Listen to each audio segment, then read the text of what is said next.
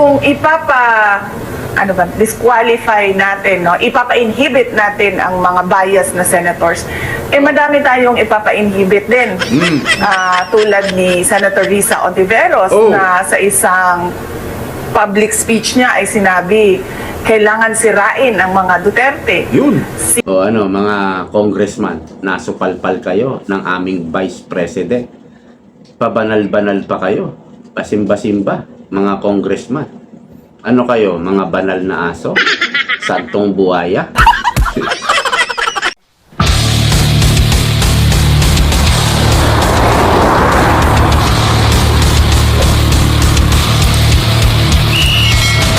Good morning po sa inyong lahat. Ako po si June and welcome sa panibagong episode ng ating vlog. Nakakabilib talaga ang ating Vice President Sara. Kapag siya ay inakusahan, kapag sumagot siya, napakaganda talaga ng sagot niya. Matalinong sagot eh. Bibilib ka talaga sa kanya. Eto, sinupalpal niya yung mga kalaban tungkol po sa pinag-i-inhibit nila yung mga Duterte senators.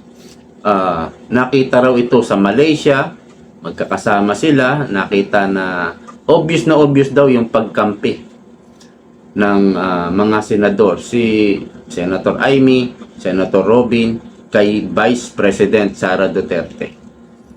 Kaya pinag-i-inhibit, gustong ipa-disqualify.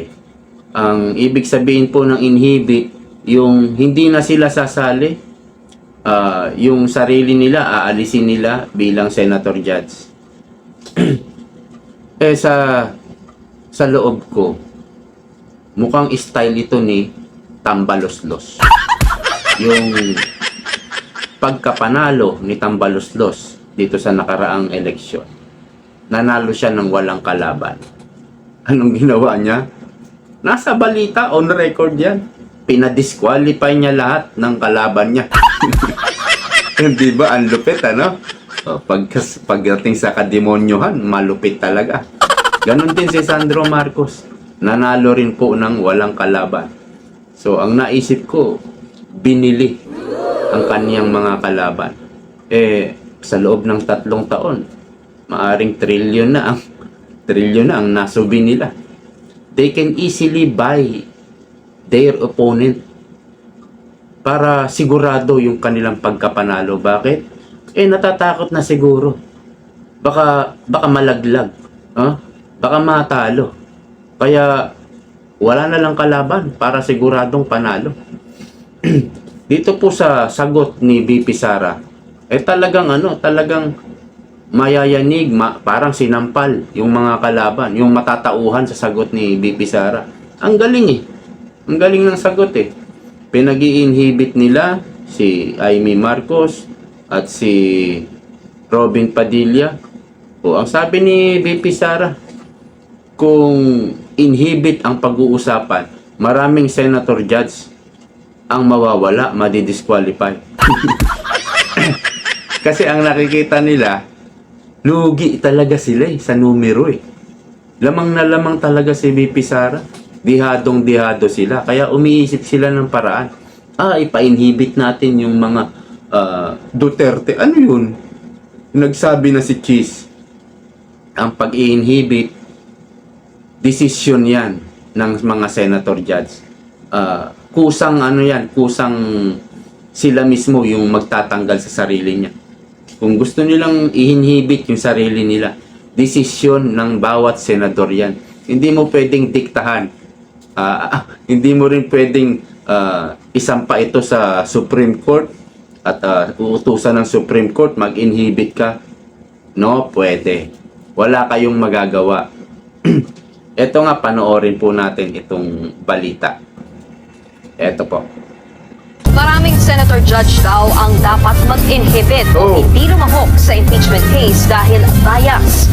Ayon yan kay Vice President Sara Duterte. May patutsada rin siya kay Palace Press Officer Claire Castro. Nasa frontline ng balitang yan ang aming Mindanao correspondent na si Bril Montalvo. Exclusive. Pinangunahan ni Vice President Sara Duterte ang panunumpa ng ilang nanalong opisyal sa Mindanao nitong nakaraang eleksyon sa Davao City. Matapos niyan, eksklusibong nakapanayam ng News 5 ang bise. Sinagot niya ang mga isyu kabilang ang panawagan ng ilang kritiko na mag-inhibit o wag nang lumahok bilang Senator Judge sa impeachment case sina Senator Robin Padilla at Senator Amy Marcos. Ayan. Ayon kay VP Sara, hindi lang sila ang dapat ipa-inhibit. Kung disqualify natin, no, ipapa-inhibit natin ang mga bias na senators, madami tayong ipapa-inhibit din. Tulad ni Senator Risa Ontiveros na sa isang public speech niya ay sinabi, kailangan sirain ang mga Duterte. Yun. Si Senator Chis Escudero, si Senator Pimentel na nagsabi, ano ba sinabi sa akin? Unhinged. Parang yun ba ang term na ginamit sa akin? Basta ang sinabi ay lukaret. Okay. Putulin ko muna. O yan, supalpal na supalpal ang mga kalaban. Si Risa Hontiveros, hindi nyo ba nakikita na bias din? Pero okay lang sa inyo dahil kakampi nyo. Pag hindi nyo kakampi, ganyan yung mga utak nila eh. Kapag hindi pabor sa kanila, ayaw nila. Gusto nila laging sila yung lamang. Ang nakikita lang nila na bias ay yung mga Duterte senators. Pero si Risa Hontiveros, hindi nila nakikita. Ever since bias yan, ever since anti-Duterte yan. Sa mga hearing pa lang makikita natin Senate hearing. Diba nangunguna yan si Senator Risa Hontiveros doon sa hearing kay PRRD, hearing sa budget hearing ng OBP. Nangunguna yan na tumutuligsa sa mga Duterte. Obvious na bias yan Pero hindi nila nakikita dahil kakampi nila. Diba? Doon po sa hearing sa mga Congress, obvious na obvious. Diba? Habang ginigisa ang Office of the Vice President, makikita nyo yung mga congressman doon, makikita nyo kung sino yung anti-Duterte at pro-Duterte. Konti lang naman yung pro-Duterte, si Marcoleta lang, at sino ba yun? Si dating President Gloria Macapagal Arroyo. Dalawa lang yung tumindig dyan Tapos puro anti-Duterte na sila. Kitang-kita yung biases nila sa hearing pa lang. Bawal din po yan Sinasabi nila ngayon, yung mga senator judge, parang naglo-lawyering, nag-aabogado raw sa mga kay BP Sara. Ganun din naman yung ginagawa nyo sa hearing. Para kayong nag-aabogado at gusto nyong, anong tawag dito? Gusto nyong makonvict na doon sa hearing pa lang si VP Sara. Parang gusto nyo na ipakulong. Gusto nyo palabasin na masama ang Duterte. Doon din sa hearing sa Congress nung umattend si Pangulong Duterte, kitang-kita yung pagka-anti-Duterte nyo. Pero yun ay investigasyon na dapat walang biases. Diba? Kaya lang hindi nyo na maitago. At talaga naman, at talagang bias sila. Ilan lang yung mga pro-Duterte ron. Kaya yung sinasabi niyong parang naglo-lawyer, parang nag-aabogado yung mga senator judge kay BP Sara, ginagawa nyo rin yan Wag na natin lokohin ang taong bayan. Ang mga hearing ninyo talagang politika yan. Lalo na yung impeachment. Politika po ang impeachment. Inuuto nyo lang ang taong bayan talaga Alam nyo naman yan Ang impeachment is a political process, political charge. Yan yung mga naririnig natin sa mga senator din, sa mga congressman din. Kaya, pwede ba wag nyo nang lokohin ang taong bayan? Okay, ituloy natin.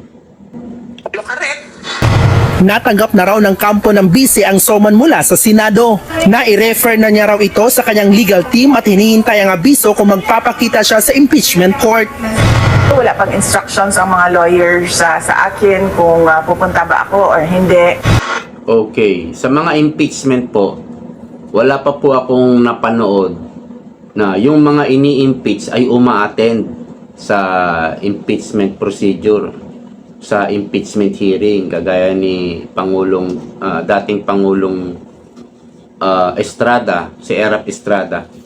Nung nilitis po yung impeachment, hindi naman siya kahit isang beses hindi naman nag-appear si Erap. Nasa ano na yan, akusado. Kung gusto niyang humarap doon o kung ayaw niyang humarap, nasa kanya na po yan. Pwede pong hindi na humarap si BP Sara sa impeachment. Ang haharap lang doon ay yung mga abogado niya, yung team niya. Alright? Naging matipid naman ang sagot ng bise sa pahayag ni Pangulong Bongbong Marcos na handa ito makipagdialogo sa Senado at Kamara para ayusin ang gusot sa issue ng impeachment. Nako, No comment. napakagandang sagot niyan. Wala ka na dapat isasagot sa mga sinasabi ni PBBM. Wala nang saysay eh. At saka, sa bawat sabihin niya ngayon, magdududa ka na eh. Baka binubudol ka na naman. Kasi nabiktima na tayo eh. Ng isang beses, madadala ka na. Kaya, wala nang saysay para sagutin pa yung mga sinasabi ni BBM. Pero may patutsada siya kay Palace Press Officer Undersecretary Claire Castro na kamakailan ay nagpahayag hinggil sa umunoy mga taong manggagamit at handang magpagamit. Okay. Ang sinagot po dyan ni BP Sara ay yung dati pa rin niyang sinagot, no? Ang lumalabas sa bibig ni Claire Castro sa dyan kay Franz Castro ay puro basura na lang. Garbage in, garbage out. Yan din po yung sinagot niya dito. So, tungkol po sa pag-i-inhibit, marami po talagang madi-disqualify.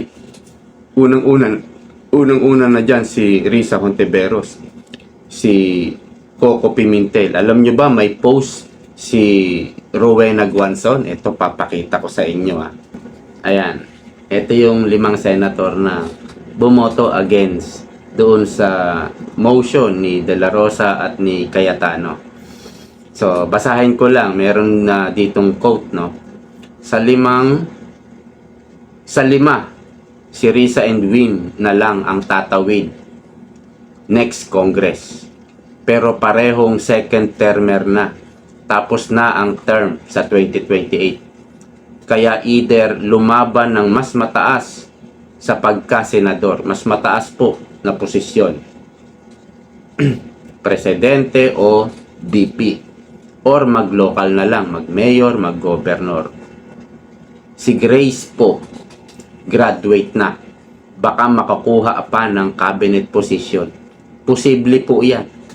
Dahil nagpagamit si Grace po doon sa 2025 national budget, siya yung chairman ng appropriation at ito'y tinaguriang the most corrupt budget. Isa sa instrumento si Grace po sa nagmagic, nagbalahura ng budget natin. Kaya posibleng ma-appoint dahil baka yan ang pangako. Ganyan po yung nangyari kay Angara. Si Angara pala ang dating chairman ng appropriation. Kaya naman na-appoint siya dito po sa Department of Education. So, naghihintay po ng appointment itong si Grace po. Nagpagamit po siya. Pero, sa wakas, nalaman din natin na expose kung anong uri siyang politiko. Okay, si Nancy Binay, graduate na. Bagong mayor ng Makati. Well, kapag ikaw ay mayor, kailangan mong umamin, magmano sa presidente. Kailangan palakpak ka lang, tango ka lang, hindi ka pwedeng kumontra. Ganyan yung ibang prinsipyo ng mga local official. Kasi pag kumontra ka sa presidente, maaaring maapektuhan yung budget. Pera na naman. No? Si Coco Pimentel, graduate na rin, pero pahinga dahil talo sa Marikina. Baka mabigyan ng cabinet position. Baka next year pa dahil sa 1-year ban. Oh, Coco, kaya ba nagpakitang gilas ka na mag-against kay BP Sara sa impeachment dahil gusto mong mai-appoint dahil natalo ka sa Marikina? Mayor yata ang kinandidato niya, natalo siya. So, nga siya ngayon, nga. Meron pong 1-year ban ang mga kumandidato, hindi po pwedeng i-appoint. Maghihintay ka pa ng isang taon bago ka pwedeng i-appoint. So, yun na lang siguro ang naisip ni Coco Pimentel. Nagpakitang gilas siya, kumontra siya. Ibig sabihin, anti-Duterte ako, kalaban ako ng Duterte. Kaya, baka may posibilidad na may appoint siya. Baka magkaroon ng chance na may appoint siya. Yun na lang ang ginawa niya. Mahusay din si Rowena Guanzon Yan yung ano niya. Yan yung post niya sa Facebook. O ano, mga congressman, nasupalpal kayo ng aming vice president. Pabanal-banal pa kayo. Pasimba-simba, mga congressman. Ano kayo, mga banal na aso? Santong buhaya? Hanggang dito na lang po. Maraming salamat sa panonood. See you po next time.